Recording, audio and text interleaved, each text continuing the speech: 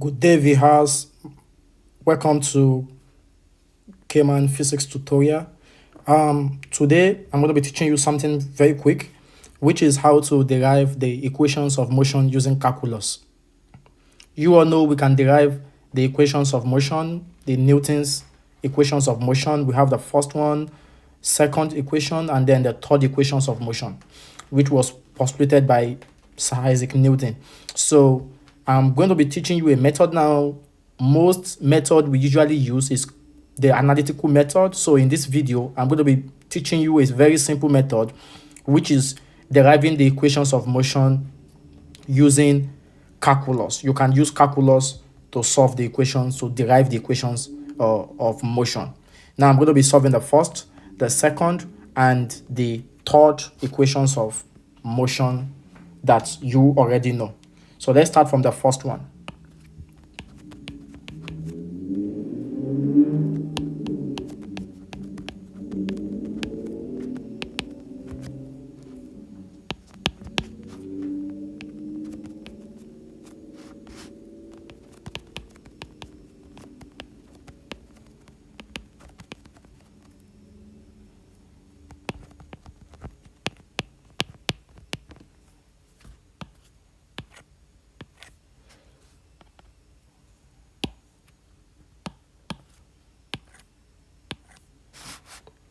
Yes, let's start from the first one. This is how to derive the first equation of motion using calculus. So I'm going to be deriving it now. So you all know the acceleration. The acceleration, we can start from there, which is denoted by A. And then we say A is dv over dt, right? So from here, we can try to cross multiply. If you cross multiply, you are going to here, you are going to have A dt is going to give us dv, right? That's what you are going to have from there. Then you can start from integrating both sides. If you integrate,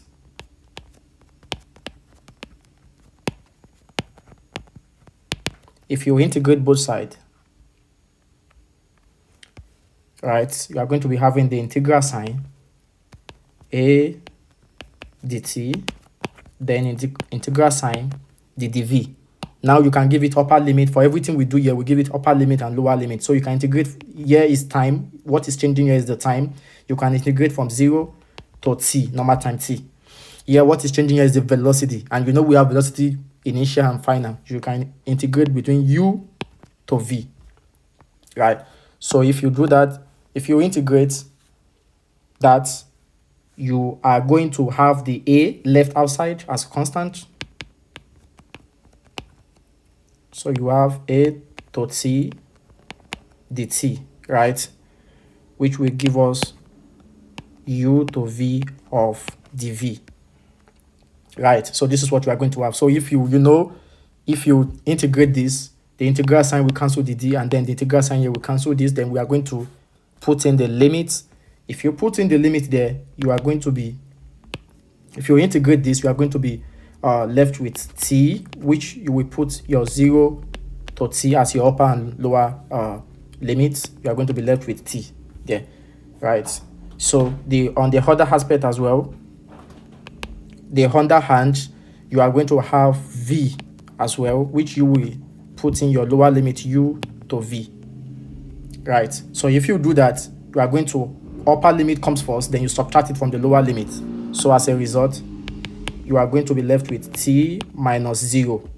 You are going to put this, right, into this, right?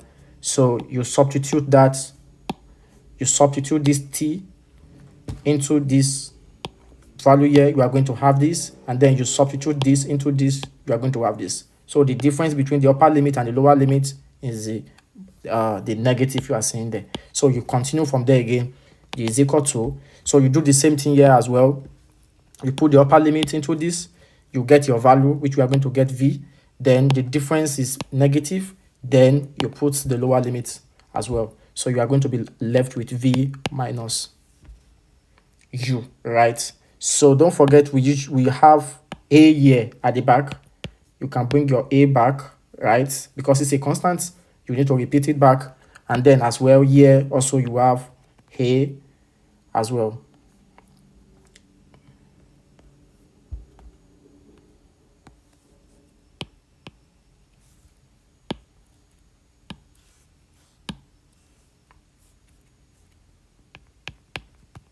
Then you have a here, right? So what you are going to be left with there is you are going to be having at is equals to v minus u, right? So if you rearrange that, if you rearrange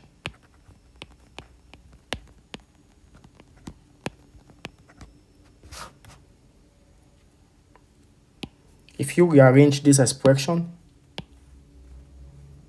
this one, right? So you are going to have a final answer, which is v is equals to u plus 80, which is what most of you already know. That's what you are going to be having at the end of the day, right? So that is the proof of the first law.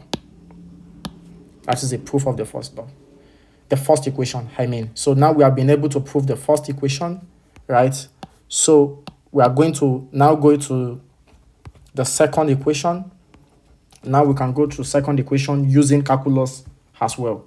We can also use calculus to solve the second, and then we use calculus to solve the third. Use the third equations, the third equation of motion.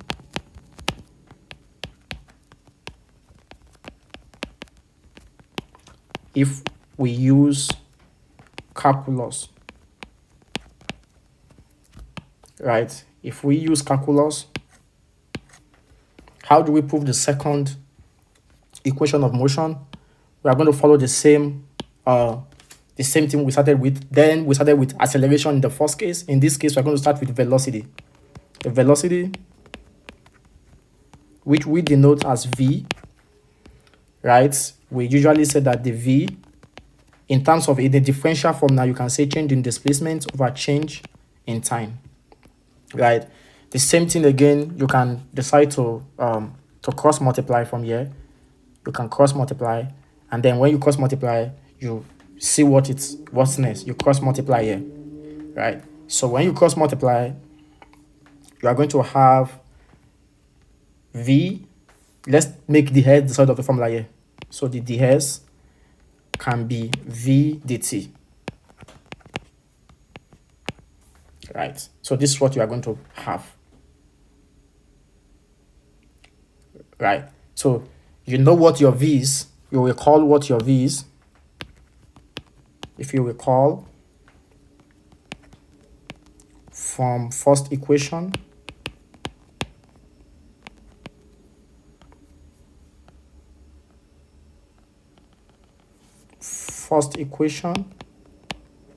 of motion, what is the v? The v is equals to u plus 80, right? That particular v, we can come back into this place and substitute it into this, right? We can come back into that. Anywhere you are saying v here, we can put it back. So we can put this expression into this v. And then what do we have as a result? As a result, we are still going to be left with our ds is equals to, then you put it in bracket, u plus 80, which has now represented the v you are seeing here, right? That is what I'm putting here as u plus 80, right? Then you continue by putting your dt, right, at the back. So you still have your dt at the back. So you're going to have dt, right? So here you can open the bracket and continue from there. If you open the bracket,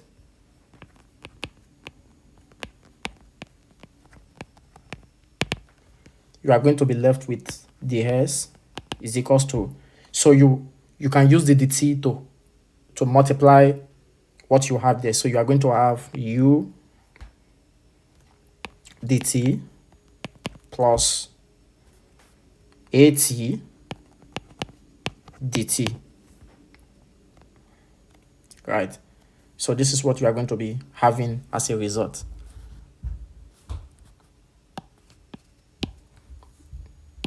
At that particular stage, this is what you will have. ds is equals to u dt plus at dt, right? Now we need to integrate. So now you can integrate both sides.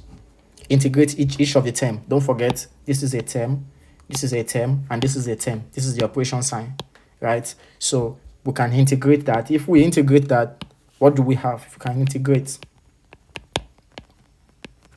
each term, so that means we are going to have integral of the ds will give us integral of u dt plus the integral of at dt. Right now, but we need to have upper limit and lower limits, right? From the for this, for the change in displacement, we all know you will start from 0 and end at a certain displacement, right? Here you can bring out the constant force to make it easier for you. Bringing out the constant force will make you know what you are integrating. So here we can bring a constant out by saying 0 to s, you have the s, right? So here nothing, the t is only one. The u here is having as a constant 0 to t, right, of the t. That is the only thing. But here you need to check it well. A will serve as a constant, then t will be changing, and then so what you will have inside is t dt, right? So you are going to be having a will be outside, right? So you have t dt from 0 to t as well, right? So this is what you are going to have. So if you integrate that, you know what your final answer should look like. So you are going to have s from 0 to s, right? On the other aspect, again, this one you don't have anything to integrate, just cancel as well. You're going to have ut from 0 to t. Then you have a here already, right? So if you integrate that t, you are going to have the t square all over 2, right? So that's what you are going to have from 0 to t as well, right? So that is, so if you put, just like we have done the last video, upper limit, by the time you put the lower limit, they will turn 0, as you can see, the lower limit, or what we have here. So let's just put the upper limit and see with the final expression. So for the final expression, we are going to have s is equals to ut plus at squared all over 2. Or finally, you can write it as s is equals to ut plus half at squared, just like you know, just like the one you have known before. The second, s is equals to ut plus half at squared. So that is what you are going to have as your second equation. So for the last one, I'm going to do the same thing. The third equation of motion using calculus.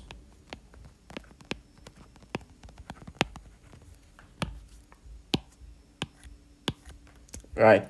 So for the third equation of motion using calculus, you have done the first, second. Now from the first one, when we started, we use acceleration. You don't forget. The second one, we use velocity. So for the last one, we can compile both together, right? Let's use both.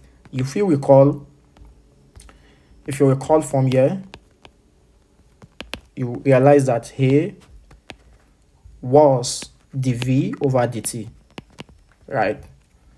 You can make this 1, and v was ds over dt.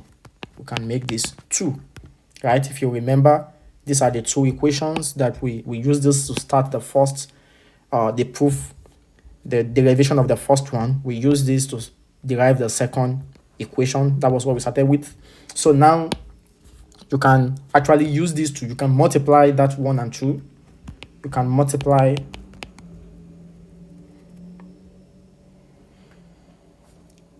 let's call it cross multiplication. Let's call it cross multiply. Cross multiply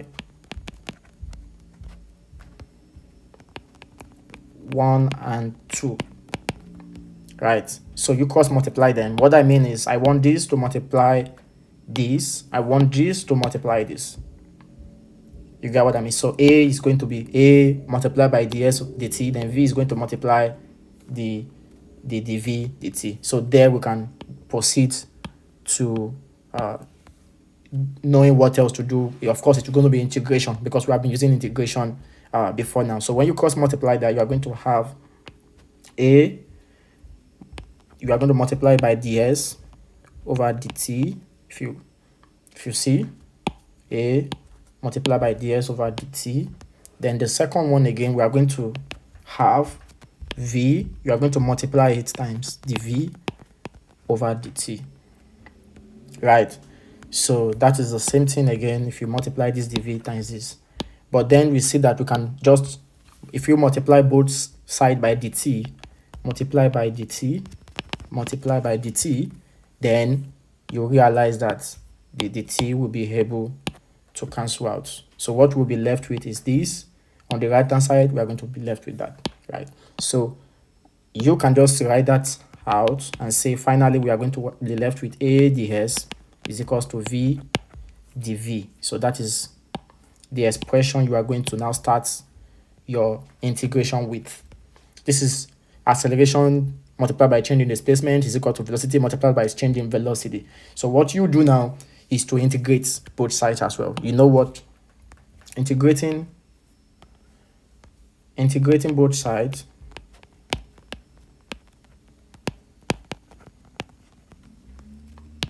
right? So we are going to have A ds, like you know, then we have V dv.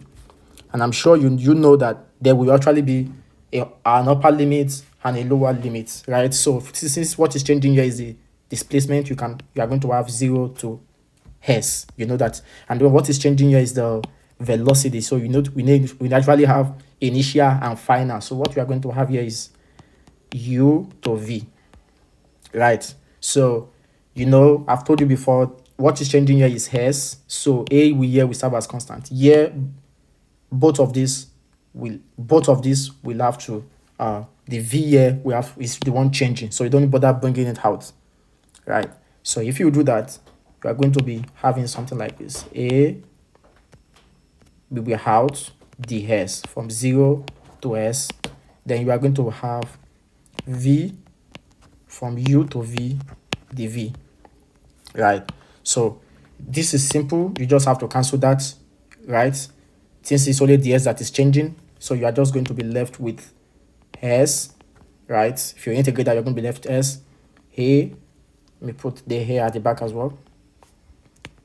You write A, we have A, s. Then what is changing there is from 0 to s. But on the right hand side, if you just the same way we did it, if you integrate this, you are going to have v squared all over 2, right? So on that one, you are going to have v squared all over 2. And what you are putting there is u to v, right? So if you do that, same thing, upper limit, lower limit, upper limit, put the upper limit first, then you subtract it from the lower limit. This will not actually give you anything because it will be 0, right? So just do the upper limit. So that means as per the upper limit, we are going to have as. But since this one have upper limit for a value and the lower limit for a value, so we can do it. Put the upper limit first and subtract it from the lower limit, right? So we are still going to have, if you put v into that expression, we are still going to have v squared, right? We are still going to have v squared over 2. Then the lower limit, we are going to have u squared over 2, right?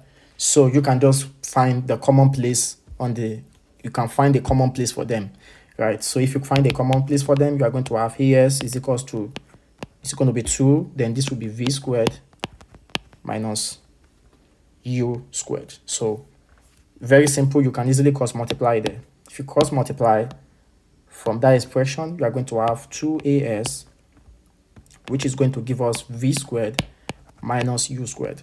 So, or you can put whatever you want to put first. This can be v squared minus u squared is equals to 2as. I just turn the right hand side, I move it to the left hand side, and I move the left hand side to the right hand side. We are doing the same thing because we have equality sign at the middle, and this is the equality sign that we still have, right? So finally, you can try to move this here, right? If you move that there, you are just going to be having v squared is equals to u squared plus 2as. This is what is going to be your final expression for that derivation, right? So this is what you're going to have, and you will realize that this is the expression for the third derivation for equation of motion. This is the third equation of motion, right? So if you recall now, we have been able to the summary is we have been able to solve the theory, which is the first one. We have been able to solve the second one, and then the third one. The first one is v equals to u plus ut. The second one is s is equals to ut plus half at squared. And then the third one is v squared is equals to u squared plus 2as. Right? You don't have to make a mistake on that. This is v. Right? So these are the three equations of motion that you can actually prove using calculus. Thank you for watching my video. Go to my YouTube and subscribe to my YouTube channel. Click on the bell so that you can get notified whenever I post a video. Thank you for watching. Subscribe to my YouTube channel and invite your friends, your colleagues that are in need of physics content. Thank you.